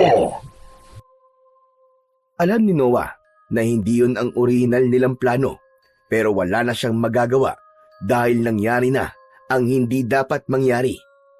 Inilagay niya ang dalawa niyang daliri sa bibig at malakas siyang pumito. Mula sa iba't ibang direksyon ay biglang nagsulputan ang mga kalalakian mula sa kanilang mga pinagtataguan habang hawak ang kanika nilang mga sandata. Sabay-sabay na sumugod ang mga yon na ikinagulat ng mga aswang.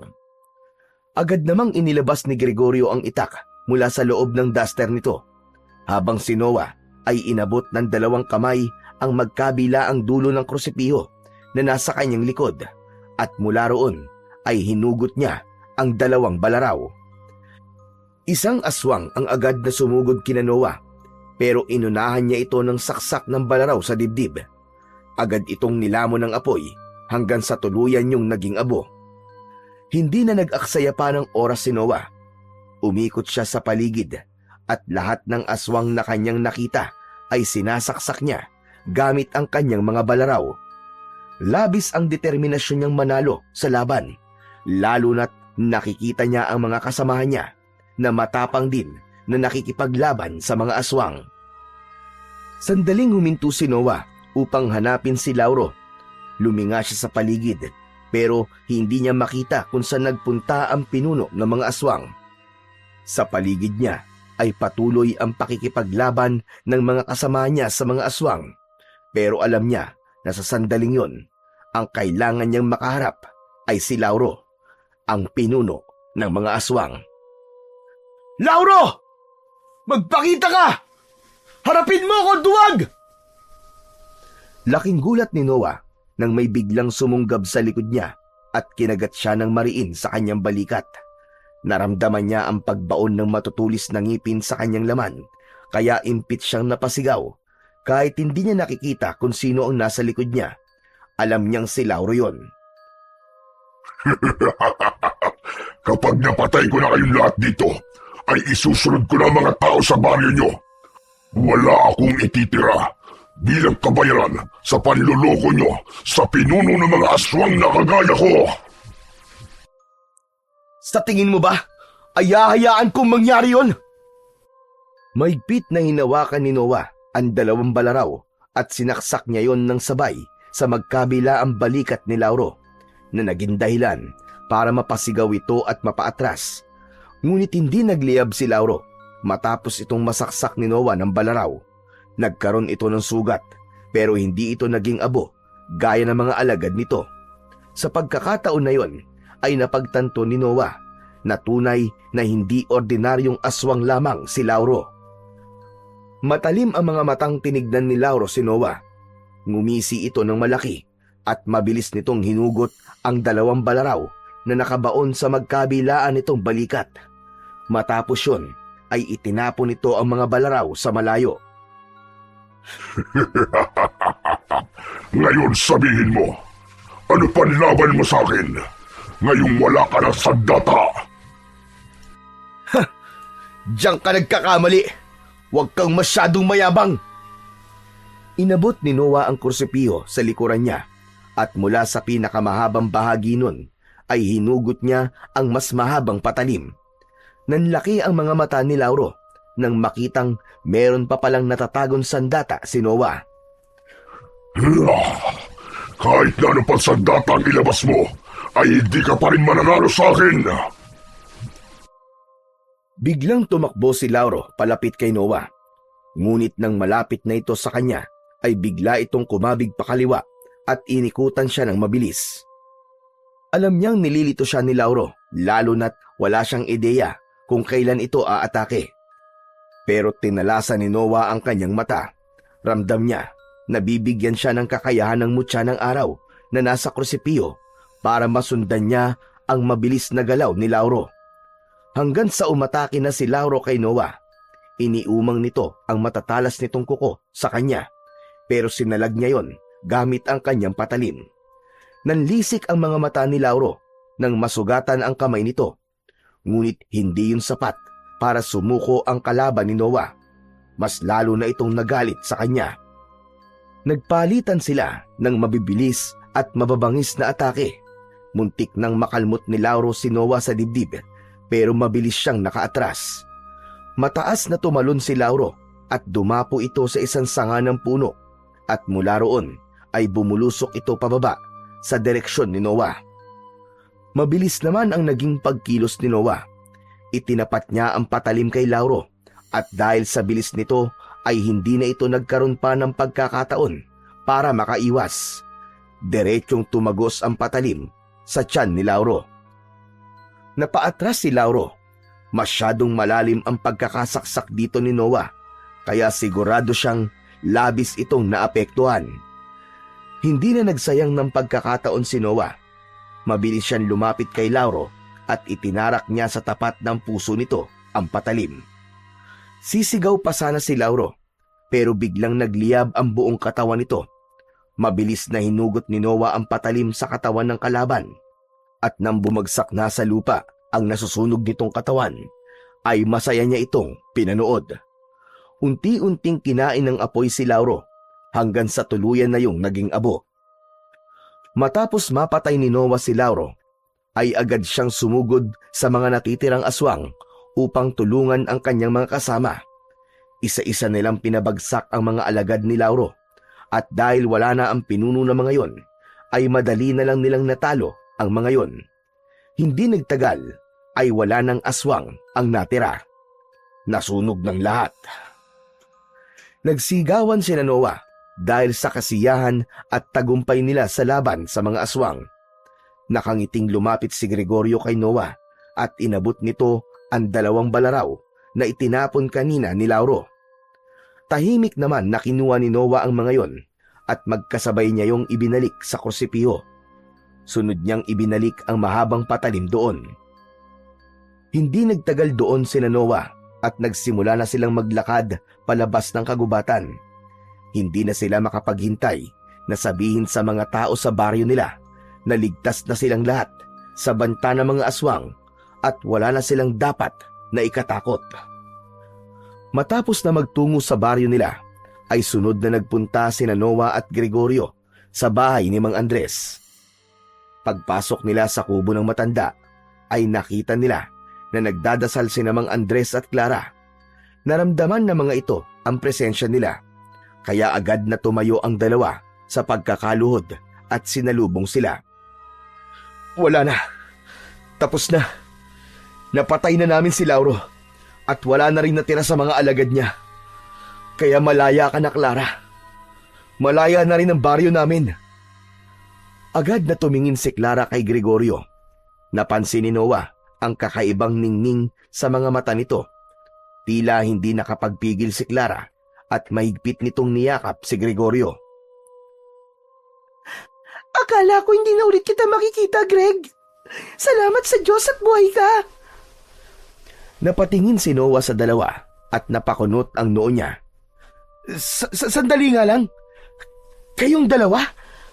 May hindi ba kayo sinasabi sa akin, ha? Biglang lumuwag ang pagkakayakap ni Clara kay Gregorio. Napaatras ito at napayuko. Si Gregorio naman ay napakamot sa batok at umiwas ng tingin kay Noah. Aba, Noah, hindi mo ba alam? Palaging magkausap ang dalawang yan habang naglalakad dito sa gubat. Walang Jo. Ang tinik mo rin talaga no, Gregorio? Pero di bale, saka na natin pag-usapan yan. Ang mahalaga ay buhay tayong lahat at ligtas na ang baryo natin at si Clara mula kay Lauro at sa mga alagad niya. Maraming salamat, Noah. Huwag ka lang sa akin magpasalamat, Clara. Hindi ko yun magagawa kung wala si Gregorio, ang mga kalalakihan sa baryo, at ang krusipiyo ni Father Sebastian. At syempre, ang mutya ng araw ni Mang Andres at sa pagtuturo niya sa akin. Pero hindi natin maitatanggi na napakalaki ng ambag mo sa pagkapanalo natin laban sa mga aswang, Noah. Sigurado ko na kung nasaan man si Sebastian ngayon, ay masayang-masaya siyang nakatingin sa iyo at labis kanyang ipinagmamalaki. Hindi napigilan ni Noah ang mapaluha nang mabanggit ni Mang Andres si Father Sebastian. Naniniwala si Noah na kahit wala na si Father Sebastian, ay patuloy pa rin siya nitong ginagabayan sa lahat ng bagay, lalo na habang nakikipaglaban sila kanina sa mga aswang. Makalipas ang ilang araw, ay tuluyan ng bumalik sa normal ang takbo ng buhay sa baryo ni Noah. Pinili ni Clara na manatili roon at hindi na rin nito inilihim ang relasyon nito kay Gregorio. Samantala, si Noah ay piniling tahakin ng landas ng pananampalataya. Isa yung desisyon na bunga ng kanyang paghanga at pasasalamat kay Father Sebastian. Sa loob ng seminaryo ay mas pinanday niya ang kanyang pananalig, lakas ng loob at malasakit sa kapwa. Makalipas lamang ang ilang taon, bumalik si Noah sa kanilang baryo bilang bagong pari sa simbahan nila roon. Siya rin ang paring nagkasal kina Gregorio at Clara. Matapos yun, ay muling kinuha ni Noah ang krusipiyo kay Mang Andres na pansamantala niyang pinatago rito. Napagtanto niya na maaaring muli niya yung kailanganin. Mas mabuti nang nasa tabi niya ang sandatang minsan nagligtas hindi lang sa buhay ng isang babae, kundi sa kanilang buong baryo. At sa pamamagitan ng krusipiyong may mutya ng araw at sa pananalig sa Diyos na siyang pinakamakapangyarihan sa lahat, naniniwala si Father Noah na kailanman ay hinding-hindi magwawagi ang kasamaan laban sa kabutihan.